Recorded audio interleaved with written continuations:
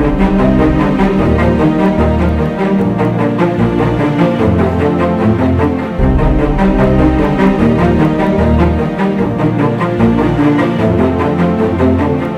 day, ladies and gentlemen. Welcome to another episode of CoinNewsExtra interview session, a program where we invite innovators, educators, and influencers in the blockchain, crypto, and fintech ecosystem to come air their view and the state of the ecosystem. So today we'll be talking about the future of non-fungible token (NFT) in an emerging economy. So I have with me a great personality joining us to talk about it, Bettyna, who is the CEO of Bettymedia, joining us from New York. Bettyna, you're welcome to CoinNewsExtra. Yeah, I'm the founder and experienced director of Bettymedia, 12 years going strong. And so we pull network of designers and futurists to team up in providing limitless creative solution for clients.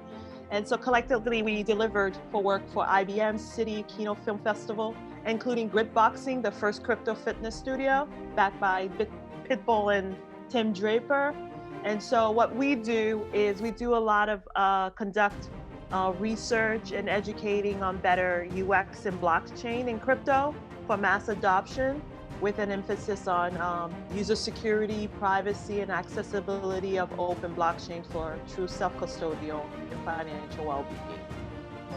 Interesting, very nice one. So looking at our topic for today, the future of NFT, we see there is a buzzword today. People are talking about NFTs and a lot of things. So we want to look at the future of NFT in an emerging economy. There are a lot of discussions going on about NFT. What would you say about NFT? What's your opinion about it?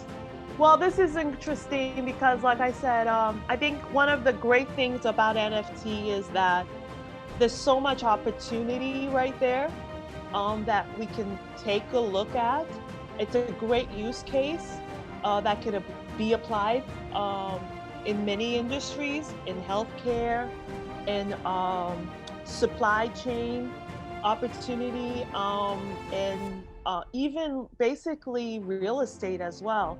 I got into blockchain because before my design career, I worked in finance, and I had worked for Citi, Lehman Brothers, and JP Morgan, all of the major companies. But I remember that I left Wall Street, right? I really wanted to go back to design school. I wanted to go to design school. I got a BFA in graphic design and in a minor in art history. So I'm familiar with the world of art. And I went to school at Fashion Institute of Technology in New York.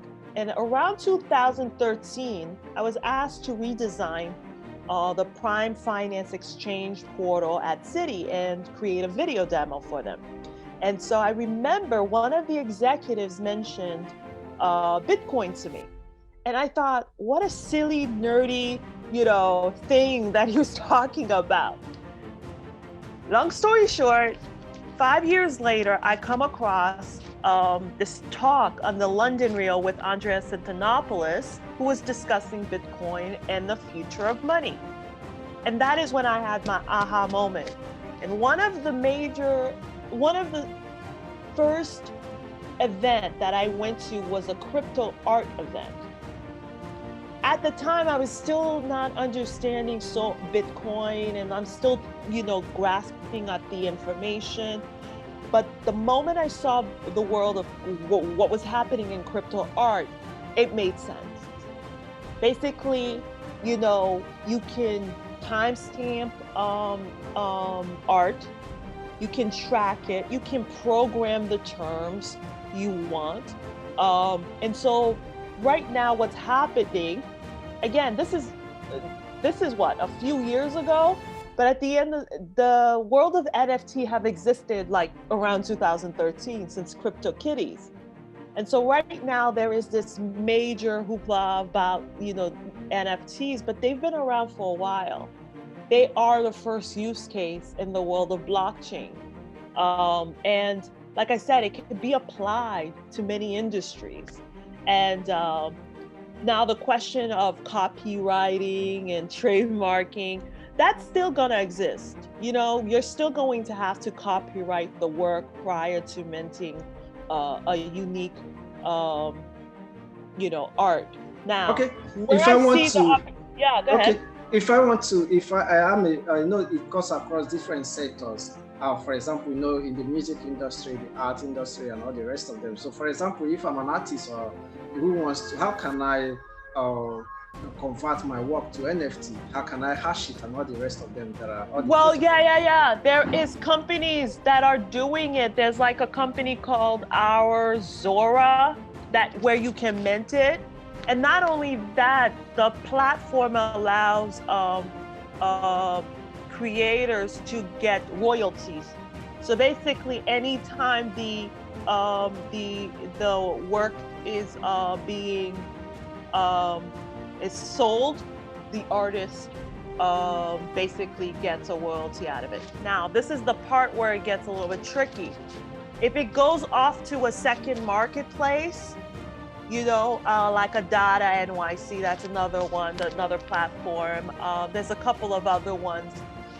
That's the part where it's a bit tough to get royalties every time it's resold and resold. Now, it can be programmed. So those platforms have allowed ways for people to. It's intuitive, but I will suggest that to get into NFT before you basically submit the work on these platforms to allow people to purchase your work, I would suggest copywriting it. If you have lawyers, that's even better, who understand copywriting. I know in Africa, it depends on where you are, what country you are. So you may need to look at the terms and what you can do. That way, it gives you a little bit of stamp of protection, of added protection. But there are amazing platforms like I do recommend the Our Zora, because you get that chance of opportunity to get the royalties. Okay. I want to ask you two in one question. Have you been able to do any NFT by yourself? And do you see a future, a future for NFT in an emerging economy? Well, because we are a design agency, that's one of the things we're planning to do with some of the work that we're doing internally. We do want to see if we can find ways we can help clients use that opportunity to apply some of their branding. So if you have let's say a company like Nike that comes in and wants to do an NFT, this is a great opportunity for them to apply this. I think they've already started looking into that right now. So we are planning to do that. I think once everything dies down, right now everybody's trying to get into the space. Like I said, right now it's just very wealthy people who have no place to put their money. I'm being dead serious. I think it's gonna die down. Right now, it's just, there's the gold rush, I call it. The gold rush of NFT, and, and we predicted that. It wasn't anything unusual that we were like, okay, that happened with ICOs, that happened with so many things in the space where some, people get into something they hear on the media. And I will say the world in artists, the creators in, the serious artists that, really do work with NFTs, I will say this has been a great opportunity for them, because a lot of them haven't had the, chance to show their work in galleries. Show their work in places it's just very difficult, right? And if you are in places like, I just saw a program about Venezuelan artists. Venezuelan artists are now selling their art all over the world. This is a great way to get that out there. Interesting. You are the CEO of Bettymedia. You're also a blockchain advocate. How are you achieving all this? Okay. Yeah, this is so funny you mentioned that. I've been basically, the last couple of years, as I said, we've been conducting research and educating for better UX, user experience, and blockchain in crypto, right? And what we've been doing is that we've been advocating for a lot of, for users to be self-custodial versus custodial. And self-custodial really means is that you own your keys. You own your private keys, your public keys, and also you are running a node. You know, if you've heard Raspberry Pis, Lightning in a box, those are,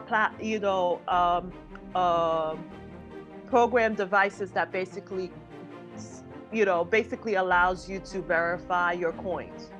And so for us as for Bettymedia, we're in the process of actually redesigning our website, and we're also basically applying the payment system, the BTC Pay server onto the website. It is the biggest learning curve you ever see, and few in the space, you'd be surprised. It was very difficult to find a developer that was able to basically, show me how this can be achieved. Because I was advocating for crypto and blockchain getting on it, but we were like, how come we're not on it? Like, we need to really start applying it. Another thing is we want to have our clients to convert fiat to crypto, and that way they see the way they can ease into crypto. Another company, a company that we helped with e-marketing for, was Gritboxing. And I don't know if you're familiar with Gritboxing. It's the first crypto fitness studio, and they accept crypto, and their trainers get paid in crypto. And so I think that's the thing. A lot of people don't realize that they can accept crypto until they can just get a wallet. I do recommend Samurai or Edge or Bread, B-R-E-D. You download the wallet and you just start accepting it. You just start, if you have a business, start accepting it. But do get the node. Do make sure that you have your private keys and public keys. Do not just choose any wallet where you do not have that, do not have these things in place, because that's how oftentimes a lot of users, get their crypto stolen. Interesting. Before we draw the curtain on today's episode of CoinNewsExtra interview session, I would like to get your closing remark, Betty. My what? Closing remark. Oh, yeah, my closing remark would be, like I said, I think this is an amazing opportunity for everyone.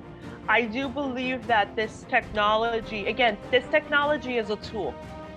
It is a learning curve, but I think once you start adapting it into your life, you could see so much potential. Like I said, a perfect example with NFTs, if you have land deeds, if you have, a photograph, baby photographs, I lost baby photographs in Haiti, and I wish blockchain had existed where I could protect some of the documents that I lost during the earthquake. So look into blockchain solutions for your business and, in industries that you have not been able to achieve. Interesting. It has really been an amazing moment out with you, very interesting moment with you, Bettyna, who is the CEO of Bettymedia, who joined us from New York City. Thank you very much for joining us today. We really appreciate it. Thank you so much for having me. Yeah, you're welcome.